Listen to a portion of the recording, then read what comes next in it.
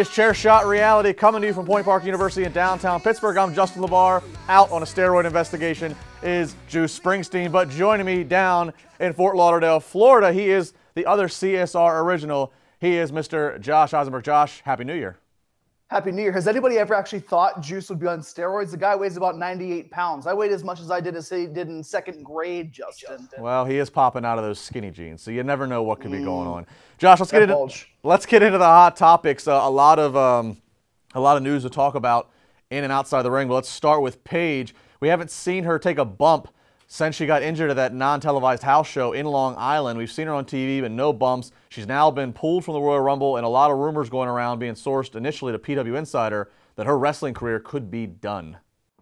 It's pretty surprising, that one kick to the back of the head, but as you've seen, WWE doctors are extremely protective of their talent now for legality reasons, obviously. If this is the end of Paige's career, man, she came back with a lot of buzz, a lot of positive feedback, after going through a lot in the past year and a half, inside and outside of the ring, rehabilitation, and her personal life. At 25 years old, can Paige still contribute to professional wrestling without being in the ring? I think yes. I think whenever you see Paige as a manager, as a mouthpiece, one of the things that a lot of people, even close friends, would even say, Paige is one of the most believable women whenever she speaks. People love to hear her talk.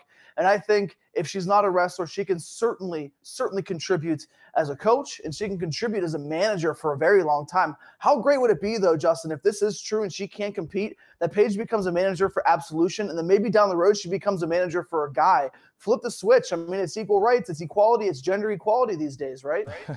Well, if she is in fact done, obviously it's unfortunate, as you said, young age, but I would not want to see her on an on-air role right now, because I think you'd run into what you run into with Daniel Bryan, is that people seeing her, it would be very hard to keep her away from conflict if you have her as a manager, as a mouthpiece. So people are going to keep wanting and wishing for that payoff, or that one, okay, well maybe she can do one bump or something.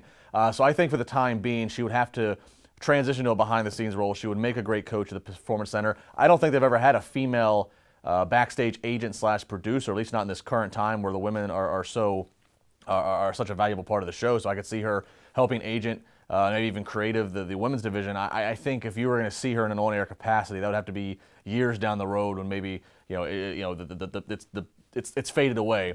But if she is done, again, it's unfortunate. 25. I mean, she goes down as we've seen some others with careers. I mean, different era, but Magnum TA, a very charismatic, loved performer, but was cut off due to, I believe, a car accident. I mean, so if this is it. This certainly is unfortunate, but it adds quite another interesting ending to the movie that's already being made about her in Hollywood. That is true, and it's going to be interesting to see. Like you said, we're not sure on anything, and it's all speculation. We always heard that Daniel Bryan's career is over. How that looks now, you never know. But injuries is a huge thing in WWE, and it's taking over. Every month it seems like somebody's hurt and somebody's out of the ring, which brings us to the next big topic. It looks like Samoa Joe, who was only expected to be out a couple of weeks, maybe out longer, because he's been pulled from live events all the way up until mid-March, Justin. Yeah, what a 12 months Joe's had since being called up from NXT. He debuted the night after Rumble last year after much anticipation. We saw some injury with him. Then he had a good summer, brief run at working against Brock Lesnar, coming off very real. He's had these ups and downs moments of A, when he's healthy, and B, when WWE's utilizing him and letting him be the best that Samoa Joe could be. Look, the fact is that if you continue to get injured, you can't help but when your management's going to start to question, okay, how much commitment can we put towards the guy? Especially, Joe, while he's new in the WWE circles, he's not a young pup. Yeah. And the thing is, Joe has had such a long and a successful career outside of WWE. I don't think anybody will dismiss that. But if Joe can't get healthy and continue to stay healthy, you're right. There's going to be a lot of questions around Samoa Joe's durability, even in WWE. 12 months, he's been injured and off TV for an extended period of time of, 3 or 4 of those months. When Joe is healthy, when Joe is good, there's nobody better than Samoa Joe on the mic and in the ring. But it's going to be interesting to see if he is just banged up a little bit, if it's something taking longer than expected. I mean, the nose surgery took him out for a little while, but that was something that's been lingering for quite some time. A big guy like Samoa Joe, I think maybe it's something with his strength and conditioning. I have no reason behind it other than a pattern of 12 months where you're seeing Samoa Joe continuously get banged up. This guy can be great, but I don't know if he's going to have the opportunity to be great. Well, and I'm sure I'll be corrected by some fans for saying this. I don't have, obviously, the notes in front of me on this particular statement, but to that point about, conditioning and such, it makes you wonder. Again, he's not the youngest of guys. He has a unique body type and what have you. I got to wonder, based upon his previous runs with TNA and even Ring of Honor, the WWE schedule might be something different for him to get used to physically, and maybe that has played a toll. I'm not trying to call him soft or anything of that nature, but ring shape is a very tricky thing, and we see guys half of his age that can have trouble maintaining ring shape or maintaining health in WWE's very crazy, strenuous tour.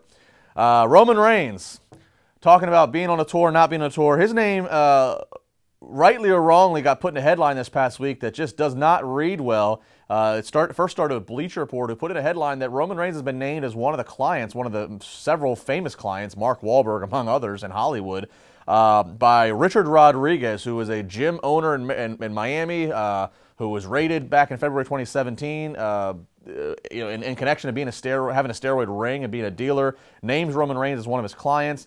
So a lot of buzz starts going about, okay, what's going on here? There's audio that you can hear Mr. Rodriguez naming Roman, and then Reigns comes out and makes a statement completely denying this, saying he's never even heard of this guy. And of course, Reigns notes that he has been suspended once for a failure of the wellness policy back in the summer of 2016, and he paid for his consequences and has been clean ever since. So, Josh, any which way, no matter what, this is just not a good headline to have any WWE name in.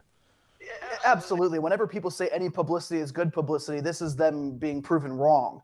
Now, let me ask you, Justin, just because Roman Reigns is from Pensacola, Florida, do you think that has any connection with fans actually believing he tested positive because this guy's from Miami, Florida? Because Pensacola and Miami, they ain't far away, but they're certainly not really close either. No, geography is the last thing I really think of. I just, You think so? Because with The Rock and the connections with gyms in Miami and things like that, you don't think the family heritage has anything to do with fans' perception of this? Well, I mean, you can bring up, and it's a fact, obviously, The Rock's connection to the city of Miami. But to me, I just more think of it as, okay, it's one thing when you read it and you hear and somebody's just, blabbing his mouth, but then when you hear an actual audio and this guy's talking about people that, that he named when he was investigated, and I mean, it makes you wonder, like, okay, like, this is somebody who's, been involved with the feds. He was investigated by the feds. He's doing, he's going to do time for it, and it just seems like he's so far along now at this point that just to throw a random name, just to throw a dart against the wall and name Roman Reigns, a WWE superstar,